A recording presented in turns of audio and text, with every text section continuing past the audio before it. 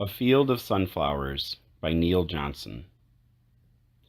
This is the title page. I am most grateful to my friend Gordon Bogarts for his constant generosity during the production of this book.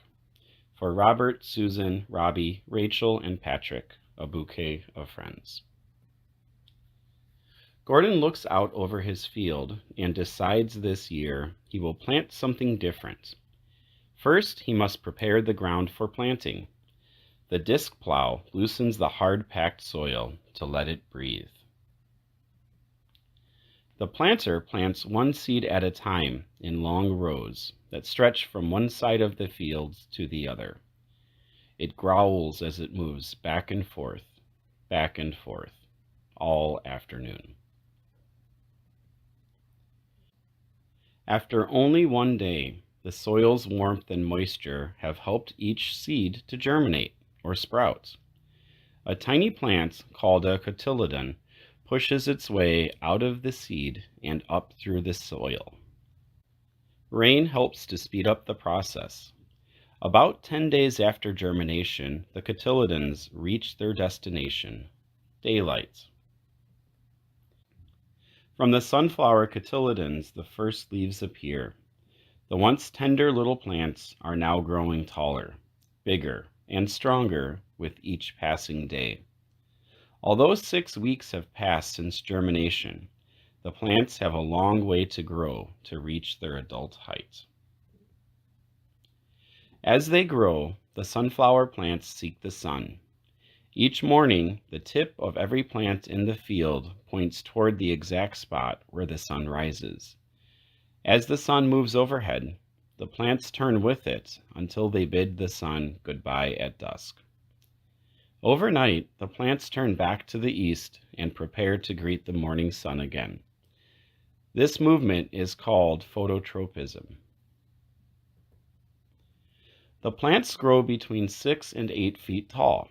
Heavy buds begin to form. At this time, the stalk fibers stiffen, making the plant stronger. From now on, the plants will face the sunrise. Finally, one dawn, the sun casts its rosy light on the field's first bloom.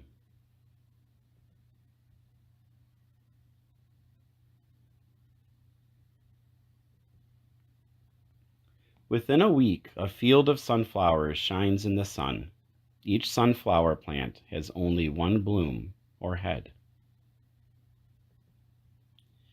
Word of Gordon's field spreads quickly. Soon people drive out from the city to see for themselves. Families bring their children for picnics. Photographers shoot roll after roll of film. Artists work to capture the beauty in oil, pastel, and watercolor. One day, a path is cut. The narrow walkway winds its way through the blooms and allows sunflower lovers to feel almost as though they are a part of the field. Each head of a sunflower is, in fact, a cluster of hundreds of small flowers called florets. A sunflower seed cannot be formed without pollination. Pollination occurs when a grain of pollen is moved from the floret's anther to the stigma. Sunflowers depend on bees and many other insects to carry the pollen to the stigma. Gordon is very proud. To celebrate the glory of the sunflowers, he hosts a dinner party underneath the oak trees in his backyard next to the field. The blooms last for about 2 weeks before they fade. Each bloom is now full of hundreds of seeds, each containing the potential to be another tall sunflower plant. But Gordon decides not to harvest the heads for their seeds. Though the plants will die, the seeds in the flowers' heads are still very much alive. The once beautiful field becomes a gigantic bird feeder for cardinals, red-winged blackbirds, mockingbirds, doves, and other birds. The end. The end.